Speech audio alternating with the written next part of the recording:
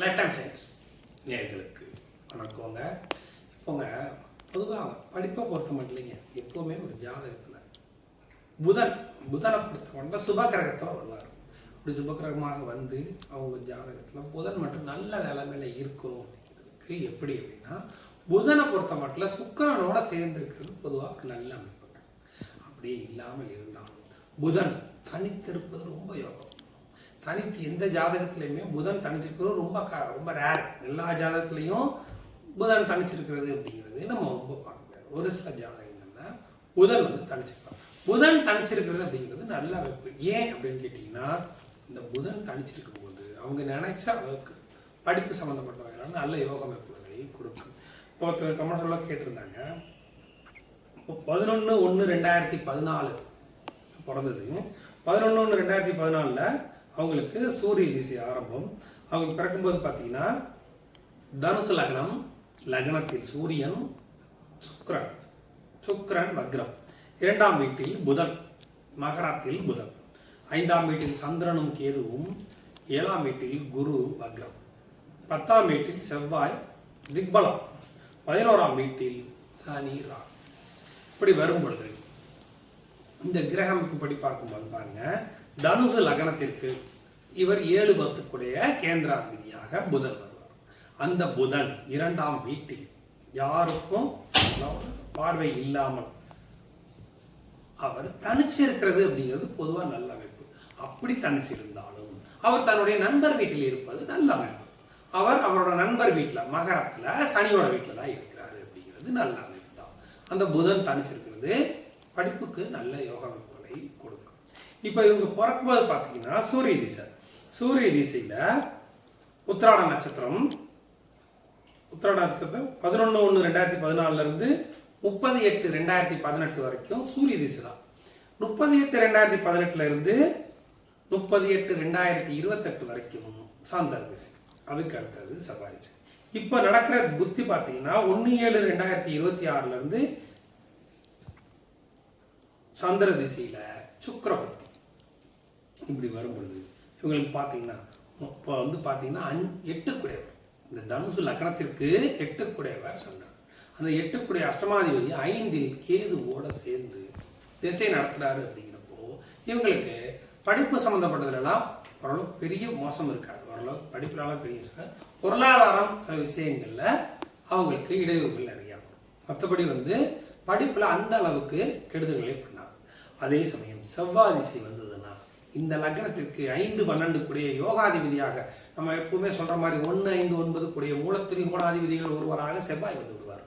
அந்த செவ்வாய் 10ஆம் வீட்டில் திக்பலம் பெற்று திசை நடத்தினா சூப்பரா இருக்குங்க. இந்த திசை ரொம்ப நல்ல யோக அமைப்புகளை கொடுக்கும். அவரும் பாருங்க 10ஆம் வீட்டில் கண்ணியில இருந்து 4ஆம் பார்வையாக லக்னத்தை பார்க்கிறார். அதுக்கு அடுத்தபடியாக 7ஆம் பார்வையாக 4ஆம் வீட்டை பார்க்கிறார். 8ஆம் பார்வையாக தன்னுடைய 5ஆம் வீட்டை பார்க்கிறார். அங்க சந்திரன் இருக்கிறார். அப்ப சந்திரனும் செவ்வாயும் பார்க்கிறது அந்த அளவுக்கு கெடுபவர்கள் இருக்காங்க. இருந்தாலும் இப்ப நடக்கிற சந்திர திசை என்பது அஷ்டமாதிபதி திசை. அஷ்டமாதிபதி திசை முடிஞ்சிட்டாலே அவங்க ஜாதகம் ஓரளவுக்கு நல்ல யோகாதிபதிகளை கொடுத்து விடும். இப்ப பாத்தீங்கன்னா மூலத்திரிகோணாதிபதிகள் அப்படிங்கிறது யாருங்க? தனுசு லக்னத்திற்கு லக்னாதிபதியாக குருவும், 5ஆம் வீட்டுக்கு அதிபதியாக செவ்வாயும், 9ஆம் வீட்டுக்கு அதிபதியாக சூரியனும் வருவார்கள். ஆக மொத்தத்துல குரு, செவ்வாய், சூரியன் இந்த 3 பேரும் தான் இவங்களுக்கு யோகத்தை கொடுக்கக்கூடியவர்கள். அந்த 3 பேரும் பாருங்க, செவ்வாய் 10ல் இருக்கிறாருங்களா, 10ல் இருந்துட்டு 8ஆம் பார்வையாக 5ஆம் வீட்டை பார்த்து விடுகிறார். 5ஆம் அதிபதி தன் வீட்டை பார்ப்பது ஒரு நல்ல யோக அமைப்பு. அதுக்கு அடுத்தபடியாக குரு லக்னாதிபதி 1-4 கூடிய கேந்திராதிபதியாக வந்து 7ல் இருக்கிறார். 7ல் இருந்து லக்னத்தை பார்க்கிறார். அவர் லக்னாதிபதி லக்னத்தை பார்க்கிறார். அது நல்ல அமைப்பு. அடுத்தபடியாக குரு, பொதுவாகவே நம்ம சொல்லுவோம் லக்னத்தை குரு பார்ப்பது நல்ல யோகா அமைப்பு என்று. அதே மாதிரி இந்த லக்னத்திற்கு 7ல் குரு இருந்து லக்னத்தை பார்ப்பது 2 வகையிலையுமே ஒரு பிளஸ் பாயிண்ட் தான். குரு பார்க்கிறாருங்கிற ஒரு பாயிண்ட், இந்த இடத்துல லக்னாதிபதியாக இருந்து பார்க்கிறார், லக்னத்தை பார்க்கிறார் என்பதும் நல்ல அமைப்பு. அதுக்கு அடுத்தபடியாக 9ஆம் அதிபதி 1-5 நம்ம சொல்லிட்டோம். அடுத்தது 9ஆம் அதிபதி ஒருத்தர் தான் இருக்கார், சூரியன் இருக்கார். அவர் லக்னத்திலேயே இருக்காருங்க. அவர் லக்னத்திலேயே இருந்து அந்த லக்னத்தில், அதாவது லக்னாதிபதி 9ஆம் வீட்டில் இருப்பது மிகப்பெரிய யோகம்னு நான் சொல்லுவேன். அதே மாதிரி 9ஆம் அதிபதி லக்னத்தில் இருப்பதும் நல்ல யோகம், இவங்களுக்குள்ள மாறி இருக்கிறதும் நல்ல யோகம். அப்படி வரும் பொழுது பாருங்க, இந்த செவ்வாய் 4ஆம் பார்வையாக 5ஆம் அதிபதி 9ஆம் வீட்டதிபதியான சூரியனை லக்னத்தில் இருக்கும் சூரியனை பார்க்கிறார். அது நல்ல யோகம். அதுக்கு அடுத்தபடியாக லக்னாதிபதி 9ஆம் அதிபதியை பார்க்கிறார். ஆக மொத்தத்தில் இந்த 1, 5, 9 கூடிய 3 பேரும் பார்த்துக்கிறதுங்கிறது பொதுவாகவே ஒரு ஜாதகத்துக்கு ரொம்ப முக்கியமே. நான் சொல்ற மாதிரி ஒரு பில்லர், மெயின் பில்லராக வரக்கூடிய 3 பேர் தான் மெயின். இவங்க 3 பேர் பார்த்துக்கிறது நல்ல யோகம். அப்படி வந்து அதில் ஒருத்தவங்களோட திசை வர்றது அப்படிங்கிறது செவ்வாய் திசை வருது அப்படின்னா இல்லை 7 வருஷம். அதுக்கடுத்து ராகு திசை வருது. அதுவும் நான் சொல்கிறேன் எப்படின்னு, சனியும் ராகுவும் சேர்ந்துருக்காங்களேங்க, அது எப்படி இருக்கும் அப்படின்னா, சனியும் ராகுவும் சேர்றது அந்த அளவுக்கு தப்புன்னு சொல்ல முடியாது. அவங்க இருக்கும் வீட்டதிபதி, அந்த லக்னத்திற்கு அவங்க யார், அந்த வீட்டுக்கு இவங்க எந்த அளவில் மறைந்திருக்கிறாங்க, இதெல்லாம் பார்த்து தான் நம்ம ஒரு முடிவுக்கு வர முடியும். அப்படி வரும்பொழுது இப்போ சனியும் ராகுவும் 11ல் இருக்கிறாங்கங்க.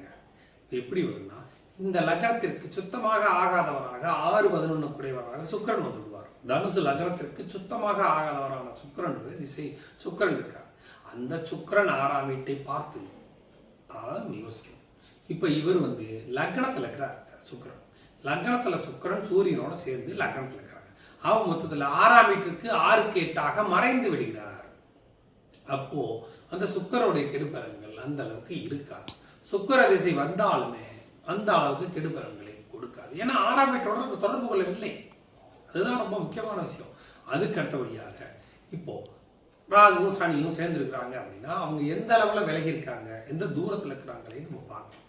அதுக்கு அடுத்தபடியாக இந்த ராகு அங்கே 11ல் இருக்கும் பொழுது இந்த ராகுவை சுக்கிரன் பார்த்தார் அப்படின்னாலும் தான் நம்ம யோசிக்கணும். சுக்கிரன் பார்த்தால் தான் யோசிக்கணும். ஏன்னா 6ஆம் அதிபதி அவர் பார்த்தால் தான் யோசிக்கணும். இப்போ 8ஆம் அதிபதி ராகுவை பார்க்கிறார். அப்போ இந்த சந்திர திசை தான் ஓரளவு கஷ்டமாதிபதிங்கிறதுனால கொஞ்சம் இடையூறுகள் இருக்கும், மந்த நிலை இருக்கும். ஆனால் ராகு திசை வரும்பொழுது அஷ்டமாதிபதி பார்க்கிறார் அப்படின்னாலும் 6ஆம் அதிபதி பார்க்கவில்லை, இருப்பது அவர் 6ஆம் அதிபதி வீட்டில். அதான் முதல்ல பார்க்கணும். 6ஆம் அதிபதியான வீட்டில் தான் ராகு இருக்கிறார். அஷ்டமாதிபதியுடைய பார்வை இவருக்கு கிடைத்தாலும் இந்த ராகு திசையில சந்திர புத்தி மட்டும்தான் டிஸ்டர்ப். மற்றபடி ராகு திசை நல்லா இருக்கும். ஏன் அப்படின்னு கேட்டீங்கன்னா, இந்த ராகுவும் சனியும் சேர்ந்து இருந்தாலும் அவர்கள் சுக்கிரனோட வீட்டில் தான் இருக்கிறார். நண்பர் இந்த இடத்துல நீங்க அஷ்டமாதிபதி 6ஆம் அதிபதியெல்லாம் விட்டுட்டு பார்க்கும்போது சனியும் ராகுவுக்கும் சுக்கிரன் நட்பு. அதனால அந்த இடத்துல அந்த அளவுக்கு கெடுதல்களை அவர் கொடுக்க மாட்டார். அதுக்கு அடுத்தபடியா பார்த்தீங்கன்னா, இப்போ புதன் 2ஆம் வீட்டில் கெடாமல் இருப்பது அப்படிங்கிறது நல்ல யோக அமைப்பு. இப்போ சூரிய திசை முடிஞ்சு சந்திர திசை, அடுத்து செவ்வாய் திசை நல்லா இருக்கும். ராகு திசையில் சந்திர புத்தி மட்டும்தான் கொஞ்சம் டிஸ்டர்ப் பண்ணும். மற்றபடி படிப்பு சம்மந்தப்பட்ட குரு சூரியனை சுக்கிரனையும் பார்க்க ஆரம்பிக்கிறது அரசு சம்பந்தப்பட்ட வகைகள் நல்ல யோக அமைப்புகளை இந்த ஜாதகருக்கு கொடுக்கும். இப்போ அந்த கிரக நிலைகளை பார்த்து இப்போ பார்க்கலாம். இப்போ பாருங்க, இவங்க பிறந்திருக்கிறது என்ன சொல்லியிருக்கோம், 11/1/2014 அப்படின்னா இதுல வந்து பிறக்கும் பொழுது பாருங்க, லக்னத்தில் சூரியனும் சுக்கிரனும் முக்கிரம். அவங்க என்ன சொல்லியிருக்காங்க, கமெண்ட்ஸ்ல என்ன சொல்லியிருந்தாங்கன்னா, சுக்கிரனும் புதனும் மகரத்துல இருக்கிறதா சொல்லியிருக்காங்க. ஆனா கிரகப்படி பார்க்கும்போது சுக்கிரன் லக்னமாகி இங்கதான் இருக்கிறார். தனுசுல தான் சூரியனும் சுக்கிரனும் இருக்கிறாங்க. புதன் 2ஆம் வீட்டில் எந்த விதமான டிஸ்டர்பன்ஸும் இல்லை. சனியும் பார்க்கல, செவ்வாயும் பார்க்கல, குருவும் பார்க்கல, யாருமே பார்க்கல. அப்போ புதன் தனிச்சிருக்கிறது நல்ல யோகம். அதுக்கடுத்து அவர் நண்பரோட வீட்டில் இருக்கிறாரு, நல்ல அமைப்பு. 2ஆம் வீட்டில் சனியோட வீட்டில் இருப்பது நல்ல யோக அமைப்பு. இன்னொரு முக்கியமான விஷயம், இந்த புதன் இருக்கும் வீட்டை சனி உச்சம், அதையும் நம்ம பார்க்கணும். அப்படிங்கிறப்போ அந்த சனியோட உச்சம், நான் ஏற்கனவே ஒரு வீடியோ சொல்லியிருக்கேன், சனி உச்சம் பெற்றால் அவர் வீட்டில் இருக்கும் கிரகங்கள் யோகத்தை கொடுக்கும். அவங்களுக்கு படிப்பு சம்பந்தப்பட்டவர்களையுமே இவங்களுக்கு நல்ல யோகம் தான் கொடுக்கணும். இப்போ சந்திர திசை முடியுதுங்க 2028 ஆகஸ்ட்ல. அதுக்கடுத்து செவ்வாய் திசை வருது. செவ்வாய் திசை வந்து நல்லா இருக்கும். செவ்வாய் திசை ரொம்ப டாப்பா இருக்கும். அதுக்கடுத்து நான் சொல்ல பார்த்தீங்களா, குரு சூரியனையும் சுக்கிரனையும் பார்க்கிறார். ஆனால் அதே சமயம் இந்த 6ஆம் அதிபதி 6ஆம் வீட்டிற்கு 8இல் மறைகிறார். அப்படிங்கிறப்ப அந்த 6ஆம் வீட்டு கெடுபலன்களை சுக்கிரன் தர முடியாது. அதே சமயம் இந்த குரு சூரியனை பார்ப்பது என்பது அரசு சம்பந்தப்பட்ட வகையிலையும் பொதுவாகவே வந்து நல்ல உயர்ந்த அந்தஸ்துக்கு போறதுக்கு நல்ல யோக அமைப்புகளை அது கொடுக்கும். அதுக்கு அடுத்தபடியாக இந்த குரு உச்சம் பெற்ற சனியையும் ராகுவையும் பார்க்கிறார். அதுவும் நல்ல அமைப்புங்க. இதை பாருங்க, நான் ஏற்கனவே சொன்னேன் பார்த்தீங்களா, லக்னாதிபதி யாருங்க? குரு. குரு 7ஆம் வீட்டில இருந்து லக்னத்தை பார்க்கிறார். அம்சமான அமைப்பு. அதுக்கு அடுத்தபடியாக 9ஆம் அதிபதியான சூரியன் லக்னத்திலேயே இருக்கிறார். அதுவும் அம்சமான அமைப்பு. செவ்வாய் 4ஆம் பார்வையாக 9ஆம் அதிபதியை பார்க்கிறார். சூப்பர். அதுக்கு அடுத்தபடியாக 7ஆம் பார்வையாக 4ஆம் வீட்டையும் 8ஆம் பார்வையாக தன்னுடைய 5ஆம் வீட்டை அவரே பார்க்கிறார். செவ்வாய் பார்க்கிறார். அப்படிங்கிறப்போ இந்த 1, 5, 9 கூடியவர்கள் தொடர்பு கொள்றாங்க. இந்த செவ்வாய் பாருங்க 4ஆம் பார்வையாக சூரியனை பார்க்கிறார். குரு பாருங்க 7ஆம் பார்வையாக சூரியனை பார்க்கிறார். இந்த சூரியன் 7ஆம் பார்வையாக குருவை பார்க்கிறார். ஆக மொத்தத்துல 1, 5, 9 கூடியவர்கள் அவங்களுக்குள்ள பார்த்துக்கிறது மிகப்பெரிய யோகா அமைப்பு. அப்போ இதுல என்ன திசைகள் வந்தா இன்னும் நல்லா இருக்கும். அவ்வளவுதான். இப்ப நம்ம என்ன பேசிட்டு இருந்தோம்? சூரிய திசை 9ஆம் அதிபதி திசை ஒன்றும் மோசம் இல்லை. இந்த 4 வருஷம் 4.5 வருஷமுமே அவங்களுக்கு நல்ல பலன்களை தான் கொடுக்கும். ஏன் அப்படின்னு கேட்டீங்கன்னா, சுக்கிரனோட இருக்கிறாருங்க, சுபக்கிரகத்தோட இருக்கிறார். அப்படிங்கிறப்ப சூரியன் நல்லதை தான் பண்ணியாகும். குருவின் பார்வை எல்லா வகையிலும் சூரியன் சுத்தமா இருக்கிறார் 9ஆம் தேதி. அப்படிங்கிறப்ப நல்ல யோகம் அமைப்பு. அடுத்து வந்து சந்திர திசை. அந்த சந்திர திசையெல்லாம் அஷ்டமாதிபதிங்கிற முறையில அவரு கொஞ்சம் கெடுபலன்களை கொடுப்பார். ஏன்னா 5ஆம் வீட்டில் இருந்தாலும் பெரிய யோகம் அவரால் தர முடியாது அப்படிங்கிறதுக்காக நான் சொல்ல வரேன்.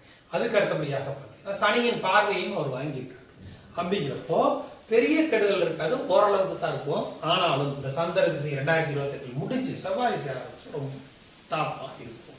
படிப்புல எந்த டிஸ்டர்பன்ஸும் வராது. அதே சமயம் சூரியனும் சுக்கிரனும் இணைந்திருந்து புதன் தனிச்சிருக்கும் பொழுது சூரியன் அதிக சுபத்துவத்தை பெறும்பொழுது இவருக்கு எலக்ட்ரானிக் சம்பந்தப்பட்டது இதுலலாம் நல்ல ஒரு ஆர்வம் இதெல்லாம் அவங்களுக்கு வரும். அதுக்கு அடுத்தபடியா பார்த்தீங்கன்னா இந்த சனியும் ராகு அதான் நம்ம பேசிட்டு இருந்தோம். 6 குடையவர் 6, 11 குடையவராக சுக்கிரன் வந்து 6க்கு 8 சுக்கிரன் மறைந்ததுனால இந்த ராகுவை பார்க்கவில்லை சுக்கிரன். வேற ஒன்றும் கிடையாது. இதான் 6ஆம் அதிபதி ராகுவை பார்க்க கூடாது அப்படிங்கிறது தான். அதே சமயம் சனி சுக்கிரனை பார்க்கிறார் 3ஆம் பார்வையாக. அப்படிங்கிறப்போ இந்த சனி திசை வரும் பொழுது இவங்களுக்கு பார்த்தீங்கன்னா சனி திசை ரொம்ப லேட்டாக தான் வரும். ஆனாலுமே சொல்லிடுறேன் பாருங்க, செவ்வாய் திசை முடிச்சு அடுத்து ராகு திசை. ராகு திசையில சந்திர புத்தி மட்டும் டிஸ்டர்பன்ஸ் பண்ணும். மற்றபடி வந்து 11ஆம் வீட்டில் இருக்கிறாங்கிற முறையில பெரிய கெடுதல் இருக்காது. அதுக்கு அடுத்தபடியாக ராகு திசை முடிஞ்சா குரு திசைக்கு அடுத்து சனி திசை வரும் பொழுது சனி 11ல் இருந்து 6ஆம் அதிபதியை பார்க்கிறார். அப்படிங்கிறப்போ அந்த 6ஆம் அதிபதியை குருவும் பார்க்கிறார். அந்த சனியை குருவும் பார்க்கிறார். அப்படிங்கிறப்போ அது பெரிய பாதிப்புகளை கொடுக்க முடியாது அப்படிங்கிறது தான். இன்னும் திருப்பியும் சொல்லிடுறேன், இந்த 6ஆம் அதிபதியான சுக்கிரன் மட்டும் இங்க சம்பந்தப்பட்டாதான் நம்ம அதை பத்தி பேச முடியும். ரொம்ப கெடுபலன்கள் இருக்கும் அப்படிங்கிறது. சனி சுக்கிரனை பார்க்கிறார். சுக்கிரன் சனியை பார்க்கவில்லை. அது நம்ம முதல்ல நோட் பண்ணிக்கணும். அப்படி பார்க்கும் பொழுது அந்த சனி திசையும் பெரிய கெடுதல் பண்ணாது அப்படிங்கிறது. உங்களுக்கு டவுட்ஸ் இருந்தாலும் கமெண்ட்ஸ்